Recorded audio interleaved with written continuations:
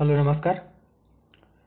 राज्यसेवा पूर्वपरीक्षा त्याचप्रमाणे कंबाईन पूर्वपरीक्षा 2024च्या अनुषंगाने आपण आपल्या टेलिग्राम चॅनलवर क्विज स्वरूपात जी बॅच लॉन्च केलेली आहे, ज्यामध्ये आपण डेली 10 प्रश्न आयोगाचे PYQ स्वरूपात आपण त्या ठिकाणी पोस्ट करतो आहोत आणि एकंदरीतच सविस्तर विश्लेषण आपण या यूट्यूबच्या माध्यमातून करून आणि त्या ठिकाणी आपण PDF प्रोव्हाइड करतो आहोत. ओके, जेणेकरून विद्यार्थ्यांना जे मागील वर्षातील प्रश्न विचारण्याचा एकंदरीत पॅटर्न आहे तो लक्षात येईल आणि जर प्रश्न रिपीट झाले तर ते प्रश्न परत आपल्याला सॉल्व्ह करण्यासाठी जर रिपीट झालेले असतील त्याचा फायदा आपल्याला नक्कीच या व्हिडिओच्या माध्यमातून किंवा आपण जी लॉन्च केलेली आहे बॅच त्याच्या माध्यमातून त्याचा फायदा नक्कीच सर्वांना मिळेल.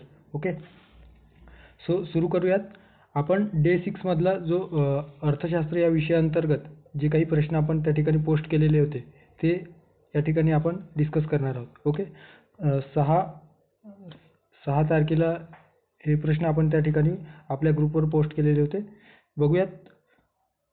सो आता या ठिकाणी पहिला जो प्रश्न आहे त्याच्यामध्ये हरित राष्ट्रीय उत्पन्नाचे म्हणजे ग्रीन नॅशनल इन्कम मापनाशी पुढीलपैकी कोणते घटक संबंधित आहेत, असा प्रश्न राज्यसेवा पूर्वपरीक्षा 2018 मध्ये आपल्याला विचारण्यात आलेला होता आणि त्यामध्ये पर्याय देण्यात आले होते. विधानांचं एकंदरीत राष्ट्रीय उत्पन्न, त्यानंतर आहे नैसर्गिक संसाधनांमध्ये घट आणि जे विधान आहे त्याच्यामध्ये पर्यावरणीय ऱ्हास, तर कुठल्या घटकाचा समावेश होतो असा एकंदरीत प्रश्न होता. आपण जेव्हा राष्ट्रीय उत्पन्न चॅप्टर आपण अर्थशास्त्र रिव्हिजन सिरीजच्या माध्यमातून आपल्या चॅनलवर अभ्यासलेलो आहोत. राज्यसेवा पूर्वपरीक्षेच्या अनुषंगाने आपण ऑलरेडी इकॉनॉमिक्स संदर्भाने जवळपास 70 to 80% जो आयोग आपल्याला प्रश्न विचारतो आहे ज्या टॉपिकवर, ते टॉपिकवरचे जी रिव्हिजन सिरीज आहे ते आपण ऑलरेडी आपल्या चॅनलवर ते बघितलेलं आहे. ओके, काही जे व्हिडिओ राहिलेले आहेत ते येत्या 15 मार्चपर्यंत आपण ते कंप्लीट करण्याचा प्रयत्न करूयात. ओके, सो इकॉनॉमिक्स संदर्भाने जर तुम्हाला काही क्वेरीज असतील किंवा तुम्हाला प्लेलिस्ट जर ते रिचेक तुम्हाला ते पाहिजे असेल तर तुम्ही या व्हिडिओच्या डिस्क्रिप्शन बॉक्समध्ये त्या व्हिडिओची लिंक, जी प्लेलिस्टची लिंक आहे ती मी या ठिकाणी ॲड करतो आहे. ओके, सो त्या ठिकाणी आपण सविस्तर राष्ट्रीय उत्पन्न जेव्हा प्रकरण अभ्यासले होते त्याच्यामध्ये राष्ट्रीय उत्पन्नासंदर्भात जे ग्रीन GDP ग्रीन राष्ट्रीय उत्पन्न काय आहे ते आपण सविस्तर बघितलेलं होतं. ओके, सो तुम्ही बघितलेलं असेल तर नक्कीच त्याचा तुम्हाला या ठिकाणी योग्य पर्यायापर्यंत पोहोचता येईल. सो या ठिकाणी वरीलपैकी सर्व जे आहेत त्याचा विचार या ठिकाणी करण्यात येतो. राष्ट्रीय उत्पन्नाचा विचार करण्यात येतो, सोबत नैसर्गिक संसाधनांमध्ये घट आणि पर्यावरणीय ऱ्हास. एकंदरीत जेव्हा आपण राष्ट्रीय उत्पन्नाचा विचार करतो तर त्यावेळेस जर पर्यावरणीय ज्या गोष्टी आहेत, पर्यावरणीय ज्या घटक आहेत त्या घटकांना कुठेतरी त्याच्यावर आपण वरचढ किंवा त्या पर्यावरणीय घटकांवर किंवा पर्यावरणीय जे रिसोर्सेस आहेत त्याच्या आपल्या आर्थिक वाढीसाठी किंवा आर्थिक वृद्धीसाठी गैरवापर तर करत नाही ना, असा जेव्हा आपण विचार करतो आणि पर्यावरणीय हानीचे मूल्य त्या राष्ट्रीय उत्पन्नातून किंवा पारंपरिक जो GDP तून आपण वजा करतो, तर त्यावेळेस आपल्याला जो ग्रीन GDP किंवा ज्याला आपण ग्रीन GDP म्हणतो तर ते आपल्याला ग्रीन GDP प्राप्त होत असतो. ओके, जे या ठिकाणी देखील देण्यात आलेलं आहे की हरित GDP अर्थात ग्रीन GDP म्हणजे काय, तर पारंपरिक GDP म्हणजे जे काही आपण ट्रॅडिशनल आता GDP GNP काय संकल्पना आहे ते तुम्ही राष्ट्रीय उत्पन्न जे प्रकरण आहे आपण अभ्यासलेले ते बघा, म्हणजे तुम्हाला कळेल. ओके, सो त्या ठिकाणी पारंपरिक ट्रॅडिशनल GDP मधून जेव्हा आपण पर्यावरणीय पर्यावरण हानीचे मूल्य विचारात घेतो किंवा त्याच्यातून वजा करतो तेव्हा आपल्याला हरित GDP मिळत असतो. ओके, आणि एकंदरीत हरित GDPचा जो अभ्यास आहे तो आपल्या याच्यामध्ये राष्ट्रीय उत्पन्नामध्ये आपण करत असतो. ओके, सो या ठिकाणी आपल्याला हरित राष्ट्रीय उत्पन्नाचे विचार करताना एक तर राष्ट्रीय उत्पन्न विचारात घ्यावं लागतं, त्यानंतर नैसर्गिक संसाधनांमध्ये राष्ट्रीय उत्पन्न निर्माण करण्यासाठी आपल्या राष्ट्रीय उत्पन्नात वाढ करण्यासाठी किती नैसर्गिक संसाधनांमध्ये घट करण्यात आली आहे त्याचा देखील आपल्याला विचार करावा लागतो आणि एकंदरीत पर्यावरणीय ऱ्हास किती झालेला आहे याचा देखील विचार करून आणि त्यासाठी आपल्याला ज्या काही पर्यावरणीय जे झालेले नुकसान आहे ते भरपाई कशा पद्धतीने आपण करणार आहोत याचा सविस्तर आढावा घेऊन आपण त्याच पद्धतीने गव्हर्नमेंट वेगवेगळ्या योजना किंवा वेगवेगळे जे पर्यावरणाशी अनुकूल असणारे प्रकल्प राबवून अर्थव्यवस्थेला उभारी देण्याचा प्रयत्न करीत असतो. ओके, सो या ठिकाणी वरीलपैकी सर्व पर्याय जे आहेत ते बरोबर असणार आहे. या ठिकाणी बघू शकता पर्यावरणीय ऱ्हास, त्यानंतर आहे लाभ किती झालेला आहे आपल्याला त्यापासून, नैसर्गिक संसाधने यांची जी आर्थिक मूल्यांची आकडेवारी आहे त्यानुसार आपण हे हरित GDP काढत असतो. ओके, पुढे जाऊयात. आता या ठिकाणी भारतातील दारिद्र्य संकल्पनेचा किमान उष्मांकाशी कोणी संबंध जोडला, असा एकंदरीत प्रश्न आहे. आणि त्या ठिकाणी आपल्याला प्रश्न MPSC मेन्स 2016 मध्ये प्रश्न विचारण्यात आलेला आहे. पूर्वमध्ये देखील विचारण्यात आलेला आहे. ओके, सो या ठिकाणी बघू शकता ऑप्शनमध्ये PK वर्धन, त्यानंतर आहे डॉक्टर मॉन्टेगसिंग अहलुवालिया, त्यानंतर दांडेकर आणि रथ, आणि BS मिन्हास. ओके, सो सर्वात प्रथम जो काही कॅलरी निकष आहे तो PD ओझा समिती यांनी आपल्याला कॅलरी निकषावर आधारित मासिक दरडोई खर्च सुचवलेले होते. ओके, कोणी? PD ओझा समिती यांनी, जे 2250 किलो कॅलरी निकष अशा पद्धतीच्या त्यांनी या 2200 कॅलरी मिळण्यासाठी जो काही खर्च करावा लागतो तर त्याला एकंदरीत दारिद्र्य लाईन किंवा पॉवर्टी लाईन यांनी ठरवलेली होती सर्वात आधी. मात्र या ठिकाणी ऑप्शनमध्ये PD ओझा नसल्याने आपण ते करता येणार. त्यानंतर VM दांडेकर आणि रथ यांनी खऱ्या अर्थाने म्हणजे भारतातील गरिबीचे पहिले पद्धतशीर मूल्यांकन केले होते. आणि या मूल्यांकनामध्ये त्यांनी 2250 कॅलरी पुरवण्यासाठी जो काही खर्च आपल्याला होतो त्यालाच ग्रामीण भागासाठी त्यांनी दारिद्र्य रेषा आखलेली होती, जी की आपल्या पर्यायात दिलेला आहे. सो पर्याय क्रमांक 3 योग्य पर्याय असं आपण म्हणू शकतो. ओके, त्यानंतर अलग समिती आलेली होती, त्याने देखील कॅलरी निकषाचा जे काही निकष होते त्याच्यामध्ये थोडक्यात वाढ केल्याचे आपल्याला दिसून येतो, ज्यामध्ये ग्रामीण भागामध्ये 2400 किलो कॅलरी प्रति व्यक्ती प्रतिदिन आणि शहरी भागामध्ये 2100 किलो कॅलरी प्रति व्यक्ती प्रतिदिन अशा पद्धतीने त्यांनी आपल्या कॅलरी निकषामध्ये वाढ केलेली आहे. ओके, त्यानंतर गौरव दत्त मार्टिन रेव्हलिन यांनी सर्वात महत्त्वाचं म्हणजे पॉवर्टी गॅप ही संकल्पना आपल्याला सांगितलेली आहे. त्यानंतर आहे लकडावाला, 1993 मध्ये समिती स्थापन झालेली होती. ओके, सो अशा पद्धतीने आपण दारिद्र्य संदर्भाने जो आपल्या रिव्हिजन सिरीजमध्ये अभ्यासलेला आहे त्यामध्ये तुम्ही सविस्तर जे काही समिती आहे दारिद्र्य मोजमाप करणाऱ्या समित्या त्याविषयी तुम्ही ते व्हिडिओ जर बघितले असेल तर त्याचा नक्कीच बेनिफिट येणाऱ्या एक्झाममध्ये तुम्हाला होणार आहे. सो पर्याय क्रमांक 3 योग्य पर्याय असणार आहे. पुढे जाऊयात.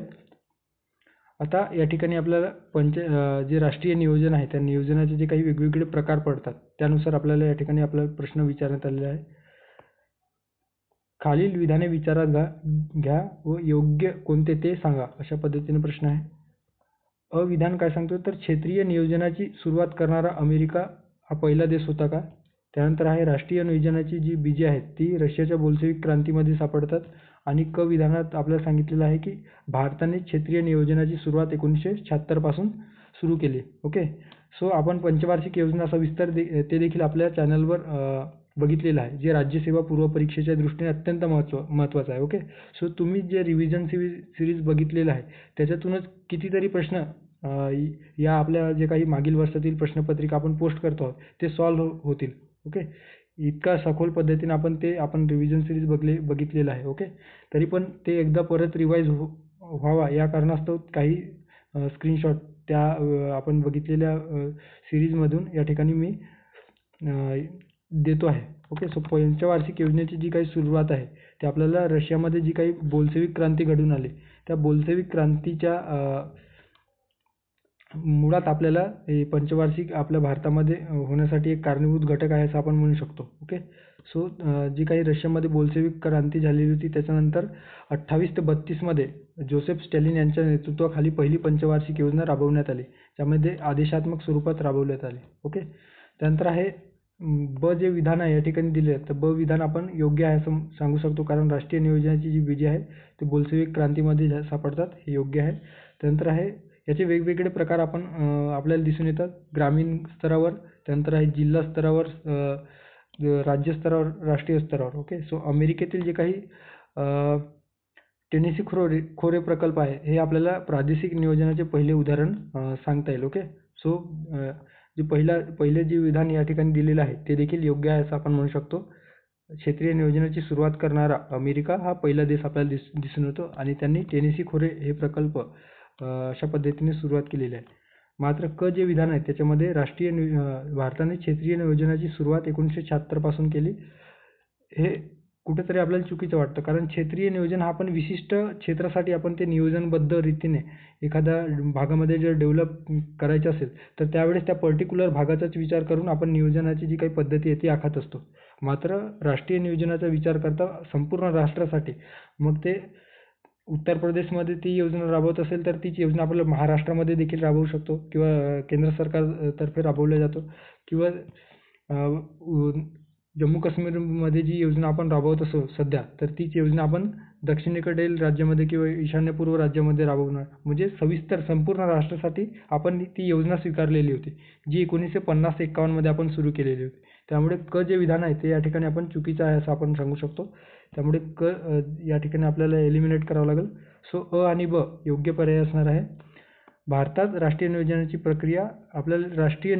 प्रक्रिया राबवण्यात आली. म्हणजेच काय, तर संपूर्ण राष्ट्रासाठी आपण ती नियोजनाची प्रक्रिया राबवली गेली. त्यामुळे जे विधान आहे ते चुकीचं आहे असं आपण या ठिकाणी गृहीत धरू शकतो किंवा सांगू शकतो. ठीक आहे, पुढच्या प्रश्नाकडे जाऊयात. आता या ठिकाणी आर्थिक प्रगतीसाठी वित्त उभे करण्याच्या खालीलपैकी कोणत्या पद्धतीमुळे भाववाढ निर्माण होऊ शकतो, अशा पद्धतीने प्रश्न विचारण्यात आलेला आहे. आपण जे काही चलनवाढ जे प्रकरण अभ्यासलेलं आहे, ओके, त्यामध्ये देखील भाववाढीचे जे काही कारणे आहेत किंवा इन्फ्लेशन कशा पद्धतीने वाढतो आहे किंवा त्याचे वेगवेगळे प्रकार देखील अभ्यासलेले आहेत. त्याच्यानंतर WPI, CPI वगैरे जे कन्सेप्ट आहे ते देखील आपण सविस्तर त्या ठिकाणी अभ्यासलेले आहेत. ओके, सो चलनवाढीची जी काही कारणे आहेत त्यामध्ये आपल्याला 2 मुख्य कारणे दिसून येतात. ओके, ज्यामध्ये एक आहे मागणीत वाढ झाल्याने, ज्याला मागणी ताणजन्य वाढ आपण म्हणत असतो, डिमांड पुल इन्फ्लेशन इकॉनॉमिक्सच्या भाषेमध्ये. आणि दुसरा जो आहे तो पुरवठा कमी झाल्याने, ज्याला खर्च दाबजन्य वाढ, ज्याला इकॉनॉमिक्समध्ये आपण इंग्लिशमध्ये कॉस्ट पुल इन्फ्लेशन असे संबोधत असतो. ओके, सो मागणीत वाढ झाल्याने किंवा मागणीत कशामुळे वाढ होत असतो, तर साधी आणि सोप्या लँग्वेजमध्ये सांगायचं झालं तर जेव्हा लोकांकडे भरपूर पैसा येतो तेव्हा लोक त्या एखाद्या वस्तूची किंवा वेगवेगळ्या वस्तूची मागणी करतात. ओके, म्हणजे मागणीमध्ये वाढ घडवून आणतात. आधी ते समजा एखादा व्यक्ती 10च रुपये खर्च करत होते, मात्र त्याच्याकडे पैसे आल्याच्या नंतर तो 50 रुपयाची वस्तू घेतो, म्हणजे 40 रुपयाची अतिरिक्त मागणी त्याच्यामुळे वाढलेली आहे इकॉनॉमिक्समध्ये. ओके, सॉरी, अर्थव्यवस्थेमध्ये.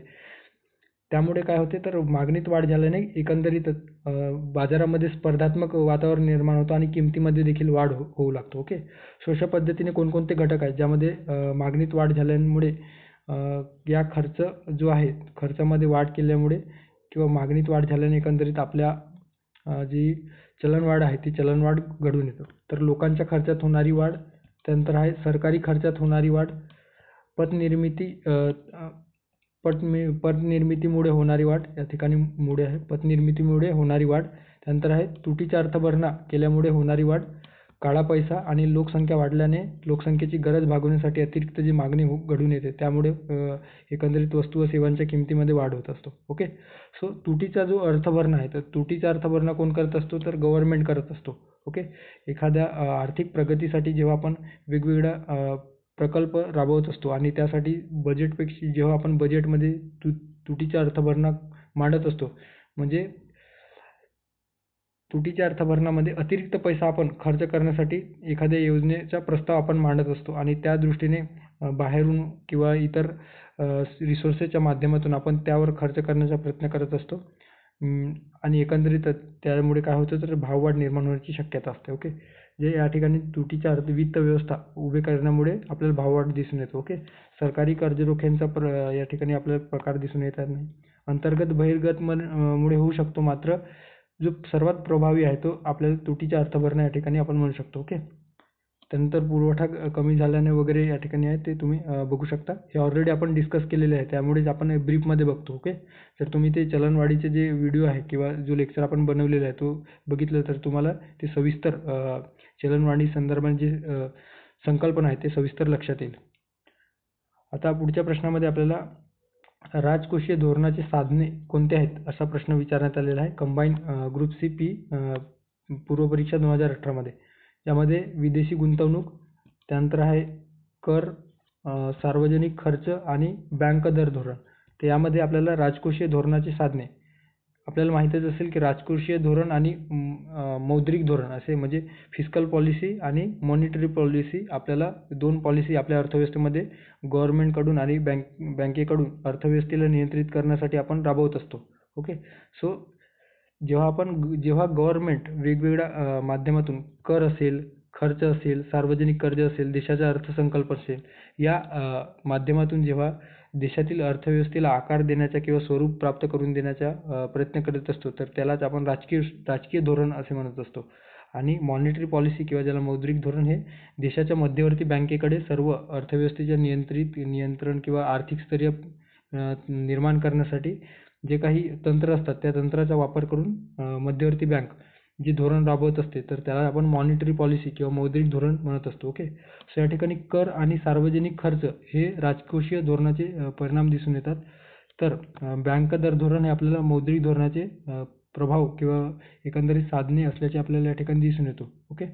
सो विदेशी गुंतवणुकीच्या इनडायरेक्टली आपल्या राजकोषीय धोरण आणि बँक जो काही मौद्रिक धोरण आहे त्याच्यावर प्रभाव पडत असतो. डायरेक्टली कुठलाही प्रभाव आपल्या याच्यावर जे धोरण आपण राबवतो त्याच्यावर त्याचा भाग नसतो. त्यामुळे ब आणि क या ठिकाणी राजकोषीय धोरणाचे जे साधने आहेत असं आपल्याला सांगता येईल. सो पर्याय क्रमांक 2 ब आणि क. ओके. या ठिकाणी काही जे फरक आहेत ते दिलेले आहेत. मॉनिटरी पॉलिसीमध्ये कशाचा विचार केला जातो, तर इंटरेस्ट रेट म्हणजे गुंतवणुकीचा जो काही दर आहे त्याचा विचार केला जातो. आणि फिस्कल पॉलिसीमध्ये जो टॅक्स आहे, कर प्रणाली आहे आणि एकंदरीत गव्हर्नमेंटचा जो खर्च आहे त्याचा विचार केला जातो. ओके. प्रभाव काय पडतो, तर मॉनिटरी पॉलिसीवर कॉस्ट बॉरोविंग किंवा मॉर्टगेज म्हणजे जे आपण एखाद्या कर्ज वगैरे असतील त्या कर्ज वगैरेतून जो काही आपण गुंतवणुकीच्या माध्यमातून किंवा आपण जेव्हा पैसे खर्च करतो किंवा पैसे उचल करतो, ओके, कर्जाच्या स्वरूपात, तर त्यावेळेस आपण वेगवेगळ्या दराने आपण तो खर्च किंवा तो कर्ज आपण घेत असतो आणि त्या दराचा आपल्या अर्थव्यवस्थेवर काय परिणाम पडतो, तर त्याचा जो काही प्रभाव आहे तो आपल्या या मॉनिटरी पॉलिसीवर पडतो. तर बजेट डेफिसिटचा प्रभाव आपल्याला या राजकोषीय पॉलिसीवर पडत असल्याचे दिसून येतो. ओके.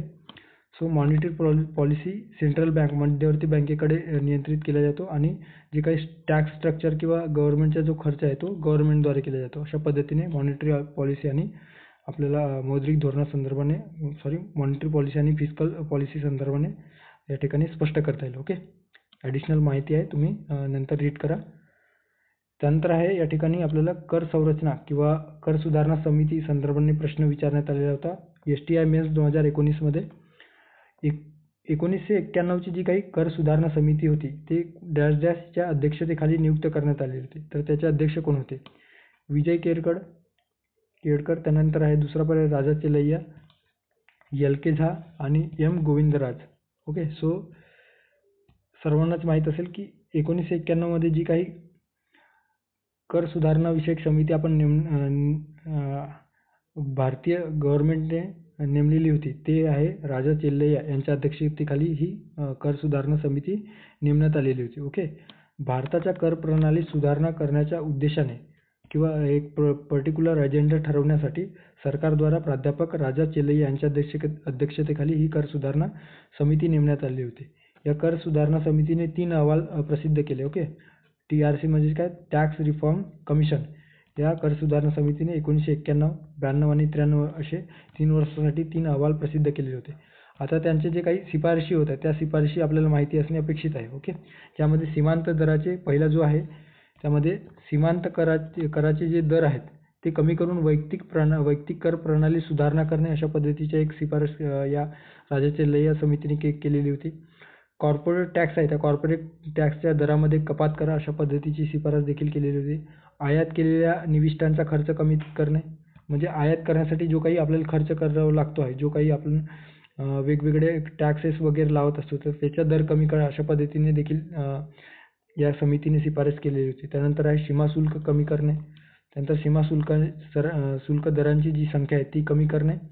उत्पादन शुल्क सुलभ करणे आणि जे काही मूल्यवर्धित कर आहे त्या मूल्यवर्धित कराशी एकीकरण घडवून आणणे अशा पद्धतीने या उत्पादन शुल्क संदर्भाने ज्याला एक्साईज ड्युटी आपण म्हणत असतो. ओके. सो या पद्धतीने त्यांनी ही शिफारस केलेली होती. त्यानंतर आहे सेवा क्षेत्राला व्याट प्रणाली कराच्या जाळ्यात आणण्याचे काम देखील करावे अशा पद्धतीने देखील शिफारस यांनी केलेली होती. ओके. यावर देखील आयोगाने प्रश्न विचारण्यात आलेला आहे की सेवा क्षेत्राला व्याट प्रणाली च्या करात व्हॅट प्रणालीत कराच्या जाळ्यात आणणे अशा पद्धतीची शिफारस कोणी केलेली होती? ओके, सो लक्षात ठेवा, राजा चेलैया समितीने केलेली होती. करांचा आधार वाढवणे आणि कर माहिती आणि संगणकीकरण तयार करणे. ओके, डिजिटलायझेशन घडवून आणणे आणि एकंदरीत जो काही कर ॲडमिनिस्ट्रेटिव्ह संदर्भाने दर्जा सुधारणे अशा पद्धतीची वेगवेगळी शिफारस जी आहे ते या राजा चेलैया समितीने केल्याचे आपल्याला दिसून येतं. ओके, म्हणूनच त्यांना father of Indian tax reform म्हटलं जातं आहे. खूप महत्त्वाचं आहे, यावर कदाचित आयोग प्रश्न विचारू शकतो. Father of Indian tax reform म्हणजे टॅक्स रिफॉर्मचा किंवा कर सुधारणेचा जनक, भारतीय कर सुधारणेचा जनक कुणाला म्हणतात असा प्रश्न आला तर ते आहे राजा चेलैया. नंतर पुढच्या प्रश्नाकडे जाऊया. आता या ठिकाणी आपल्याला आंतरराष्ट्रीय नाणेनिधी संदर्भाने प्रश्न विचारण्यात आलेला आहे. मेन्स 2022 राज्यसेवा मेन्स 2022 मध्ये आपण राज्यसेवा पूर्वपरीक्षेच्या दृष्टीने म्हणजे अर्थशास्त्र रिव्हिजन सिरीज बघतो, त्यामध्ये आंतरराष्ट्रीय संस्थेसंदर्भाने आपण IMF आणि वर्ल्ड बँक संदर्भाने अभ्यासलेले आहेत. ओके, आणि त्या माहितीच्याच आधारावर आपण या ठिकाणी हा प्रश्न सॉल्व्ह करणार आहोत. ओके, सो याचे जे काही वेगवेगळे कार्य आहे त्यामध्ये स्थिरीकरणास प्रोत्साहन देणे, त्यानंतर आहे अरिष्टांना प्रतिबंध करण्यास मदत करणे, त्यानंतर आहे व्यापाराला चालना देऊन वृद्धीला प्रोत्साहन देणे.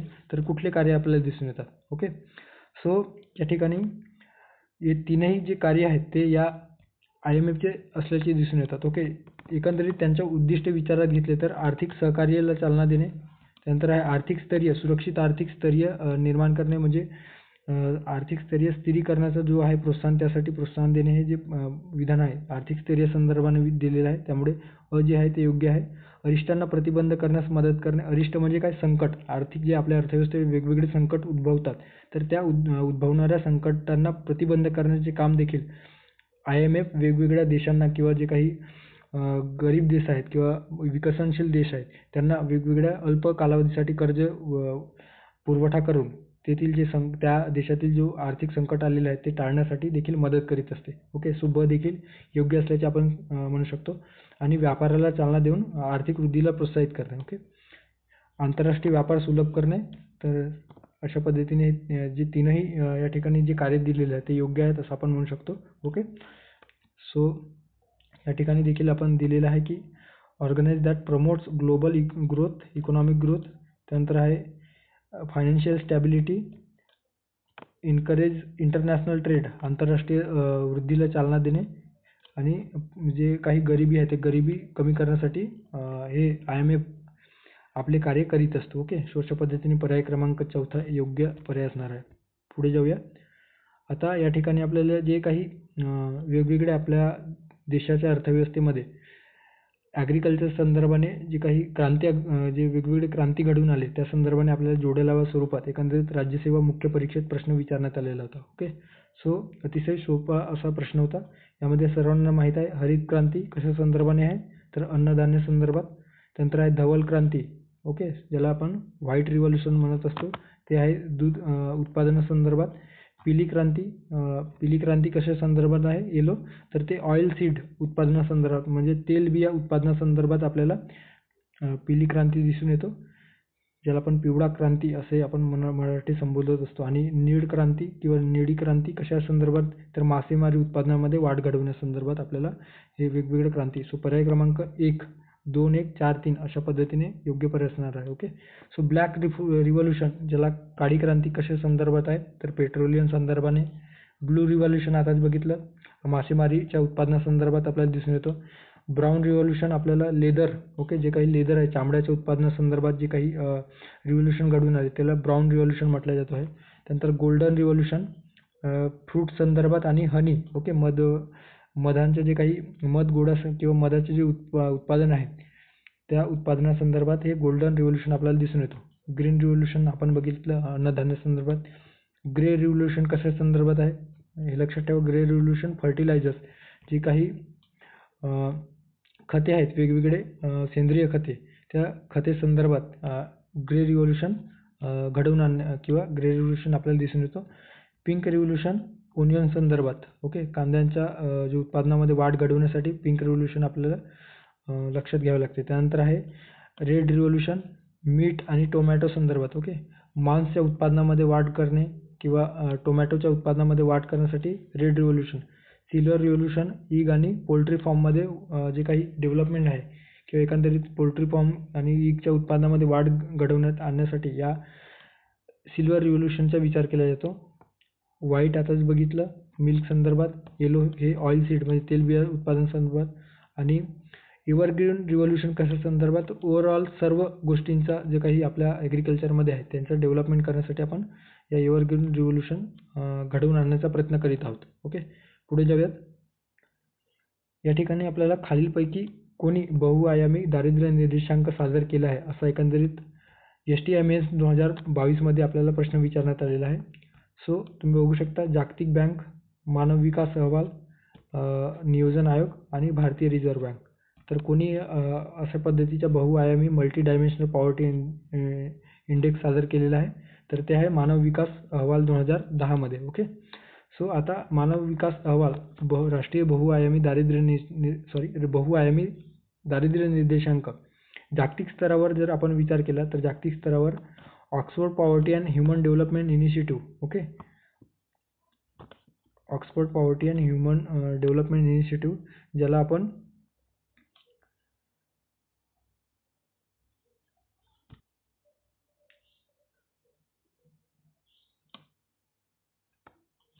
आणि या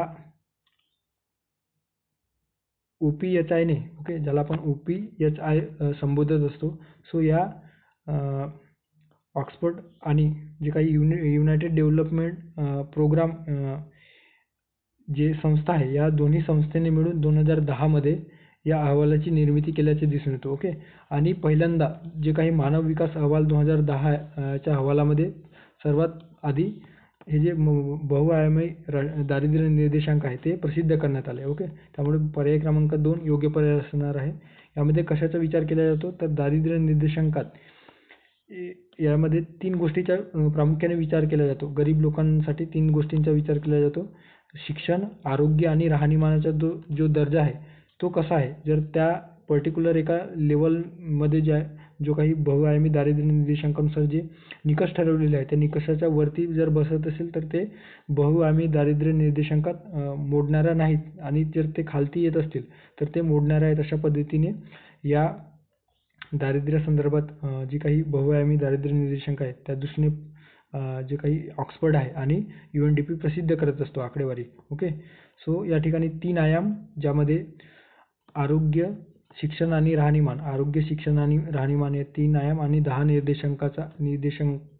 निर्देशकांच्या आधारे हे आपल्याला बहुआयामी दारिद्र्य निर्देशांक प्रसिद्ध केल्याचे दिसून येतो. ओके, सो या ठिकाणी हेल्थमध्ये, आरोग्यामध्ये न्यूट्रिशन, त्यानंतर चाइल्ड मोर्टॅलिटी, ओके, पोषण आणि बाल मृत्यूदरासंदर्भात, त्यानंतर आहे एज्युकेशन संदर्भात, इयर ऑफ स्कूलिंग म्हणजे किती वर्ष शालेय सरासरी किती वर्ष त्यांनी शिक्षणाचे आपल्याला दिसून येतं त्या एखाद्या देशाच्या पर्टिक्युलर याच्यामध्ये.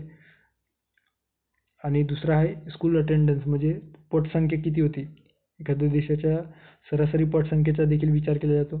त्यानंतर आहे लिव्हिंग ऑफ स्टँडर्ड म्हणजे राहणीमानाच्या दर्जामध्ये कुकिंग फ्यूल, ओके, इंधनाचा जो काही इंधन आहे आपल्या अन्न तयार करण्यासाठी त्या कशा पद्धतीने आपण गॅसच्या माध्यमातून ते जेवण वगैरे तयार करतो, की आजही जे ग्रामीण भागामध्ये आपण बघतो की लाकूड जो आहे लाकूड जाळून ते अन्न वगैरे तयार केले जातात, त्याचा वापर केला जातो. सॅनिटेशन स्वच्छता कशी आहे, त्यानंतर ड्रिंकिंग वॉटर पेयजल कशा व्यवस्थित मिळतो आहे की नाही, इलेक्ट्रिसिटी 24 तास राहतो की नाही, सर्वांनाच माहीत आहे 24 तास जास्तच राहतो आपल्याकडे. त्यानंतर आहे हाऊसिंग, घर कशा पद्धतीचं आहे, त्यानंतर ॲसेट जे बाकीचे जे काही साधन संपत्ती आहे घरासंदर्भात ते कसे आहे. अशा पद्धतीने या बहुआयामी दारिद्र्य निर्देशांकामध्ये या इंडिकेटर्सचा आणि आयामांचा समावेश केला जातो आहे. ओके, राष्ट्रीय स्तरावर जे काही नीती आयोग आहे ते राष्ट्रीय बहुआयामी दारिद्र्य निर्देशांक प्रसिद्ध करीत असतो. ओके, एकंदरीत भारताचे जे काही दारिद्र्य आहे ते 2013-14 ते 2022-23 मध्ये गव्हर्नमेंटच्या आकडेवारीनुसार 24.82 करोड जी लोकसंख्या आहे ते दारिद्र्य रेषेच्या खाली आली. अशा पद्धतीने या ठिकाणी आपल्याला गव्हर्नमेंटच्या साईटवरून ही माहिती आपल्याला मिळतो आहे. ओके, त्यानंतर आहे शेवटचा प्रश्न या ठिकाणी बघणार आहोत. लोकसंख्या संक्रमण सिद्धांतानुसार दुसऱ्या टप्प्यामध्ये कशाचा समावेश होतो. ओके, सो कंबाईन बी पूर्व परीक्षा 2018 मध्ये प्रश्न विचारण्यात आलेला आहे. सो लोकसंख्याचे जे काही आपण लोकसंख्या हे प्रकरण आपण अभ्यासलेले आहे, त्यामध्ये आपण सविस्तर थेरोटिकल जे काही लोकसंख्येसंदर्भात जी आकडेवारी आहेत किंवा जे थेरोटिकली जे संकल्पना आहेत ते सविस्तर आपण त्या ठिकाणी बघितलेलं आहे. ओके. सो ते जर तुम्ही लोकसंख्येसंदर्भात जे रिव्हिजन सिरीज आपण बघितलेले आहेत ते जर सविस्तर तुम्ही रीड केलं व्यवस्थित, ओके, तर तुम्हाला लक्षात येईल की आपण जे काही आयोगाने आतापर्यंत प्रश्न विचारले आहेत ते सहज सॉल्व्ह करू शकतो त्या माहितीच्या आधारावर. ओके. सो लोकसंख्या संक्रमणाचे आपल्याला विविध टप्पे दिसून येतात. त्यामध्ये 3 टप्पे सर्वात महत्त्वाचे आहेत. ओके. यामध्ये पहिल्या टप्प्यामध्ये आपल्याला लोकसंख्येचा घटता दर दिसून येतो. दुसऱ्या टप्प्यात लोकसंख्येतील वाढता दर आणि खऱ्या अर्थाने लोकसंख्येचा विस्फोट या दुसऱ्या टप्प्यामध्ये झाल्याचे दिसून येतो. हे आपण ऑलरेडी अभ्यासलेले आहे, त्यामुळे आपण या ठिकाणी शॉर्टमध्ये ब्रीफमध्ये बघतो आहोत. आणि तिसऱ्या टप्प्यात कमी व स्थिर लोकसंख्या म्हणजे हळूहळू लोकसंख्येचा जो दर आहे तो कमी होताना दिसून येतो. ओके. सो या ठिकाणी 1901 मध्ये आपल्याला 49.2% जन्मदर होता, तर मृत्यूदर जवळपास त्याच्या जवळपास होता. त्यामुळे लोकसंख्या वाढण्याचा प्रश्न या ठिकाणी उद्भवत नाही. ओके. 51 ते 61च्या दरम्यान आपल्याला प्रचंड लोकसंख्येमध्ये वाढ होत असल्याचे आपल्याला दिसून येतो. ओके. जो काही दुसरा टप्पा आहे, त्या 51 ते 61च्या दरम्यान आपल्याला दुसऱ्या टप्प्यात लोकसंख्या वाढण्यासंदर्भाने आपल्याला लक्षात येतो. ओके. त्यामुळे ज्या टप्प्यामध्ये लोकसंख्येत विस्फोट झाल्याचे आपल्याला दिसून येतो. ओके. म्हणजे लोकसंख्या वेगाने वाढण्यासाठी कुठला टप्पा जबाबदार आहे, तर ते आहे लोकसंख्येचा दुसरा टप्पा. ओके. लोकसंख्या वेगाने वाढण्यासाठी पर्याय क्रमांक पहिला योग्य पर्याय असणार आहे.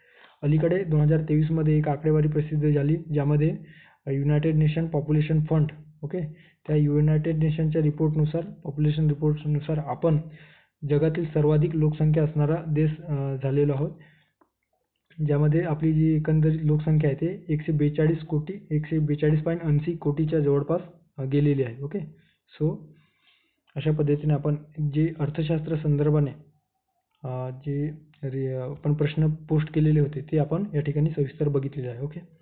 तुम्हाला जर ही MCQची बॅच तुम्हाला क्विज लावायची असेल किंवा एकंदरीत त्याचा तुम्हाला लाभ घ्यायचा असेल, तर या टेलिग्राम चॅनलमध्ये जी माहिती आहे ते माहिती तुम्ही वाचू शकता किंवा या ठिकाणी ID जी ॲडमिन आहे त्यांना ते संपर्क साधून बॅच संदर्भाने इन्फॉर्मेशन घेऊन तुम्ही जॉईन करू शकता.